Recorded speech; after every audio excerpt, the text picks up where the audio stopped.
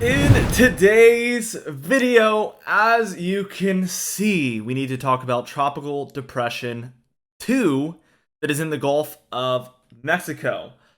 Now, we've seen this develop just about maybe 36, 48 hours ago-ish. We had a 10% chance of development on this one.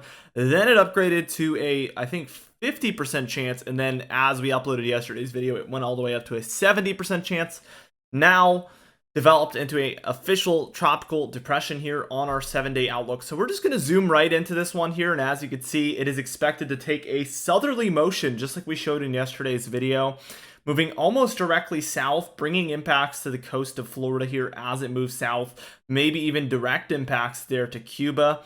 So that is going to be something we're watching very, very closely as it stays a tropical depression is the expectation right now, and then kind of turns into a post-tropical depression, something like that, as it approaches Cuba. Now, there's no guarantee that that actually happens that way, but that is the official forecast here from the National Hurricane Center at this point. Now, let's go ahead and talk about the modeled guidance. So I just wanted to give a really brief tropical update there. I think that's what we're going to mostly do this year.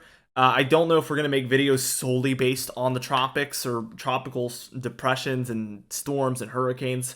We might, but I think at this point, it's going to be better for us to do our normal daily updates with the addition of those tropical updates. So let me know what your thoughts are on what format would be your favorite to see while we have time to kind of think about that. That would be greatly appreciated by myself. Now, as we move towards this afternoon, we can see that there is a lot of precipitation associated with that tropical development. Again, the coast of southern Florida there, getting some of those bands. Heavy rainfall associated with that tropical activity. Also some wind. The wind isn't going to be a huge concern as we talked about yesterday, but definitely the rainfall could be in the multiple inch area. So potentially 2, 3, 4, 5, maybe even more inches of rainfall depending on where you're at. So we're going to be watching that extremely closely. Another talking point that we're going to be talking about a lot here is this area of really active potential thunderstorms and severe weather in here. We're going to be seeing these planes just taking off with this severe weather and that morning voice crack there. Sorry guys.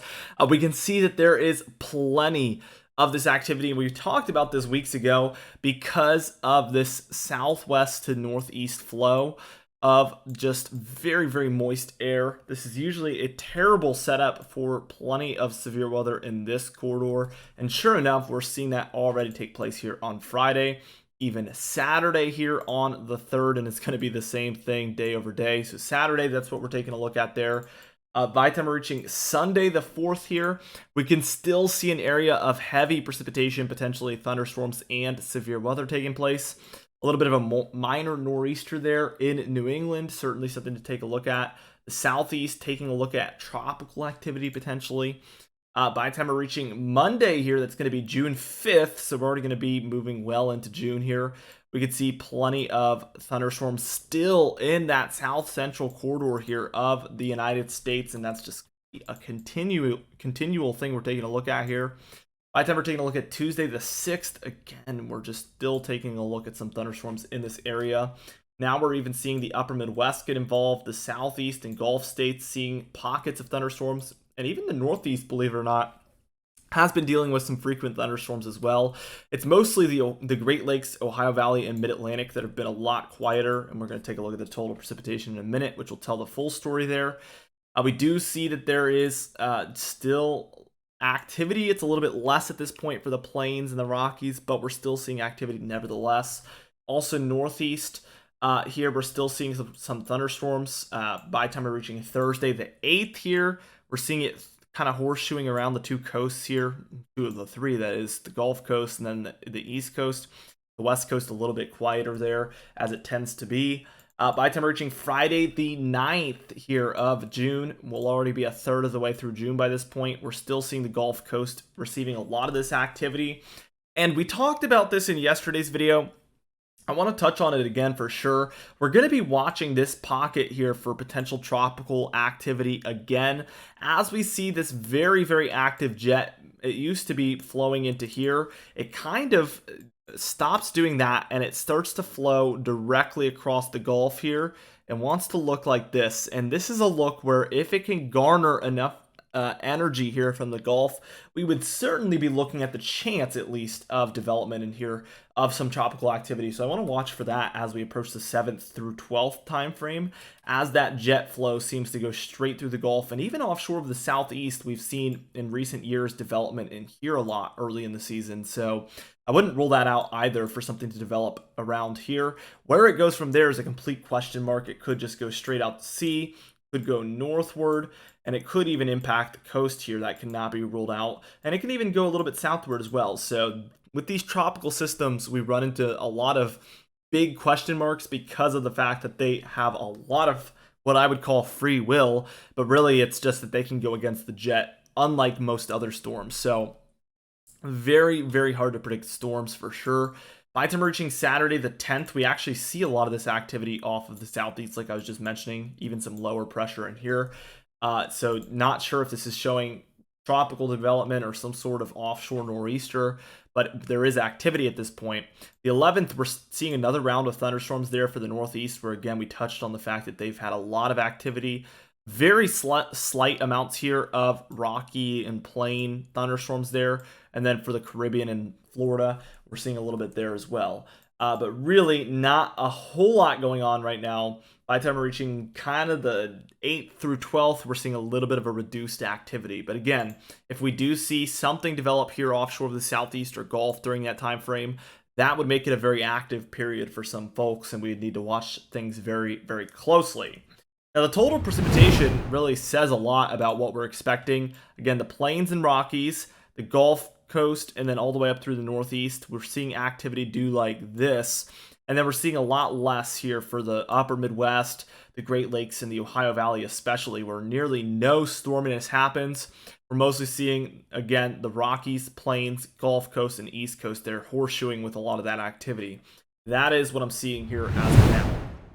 Total snowfall, again, we're going to take a look at it every day, but Sierra Nevadas and Rockies still seeing snowfall. We have many more days to come of this, so this is not ending necessarily within the coming days, so we're going to see when that does come to an end. Temperature pattern, kind of like what we saw yesterday.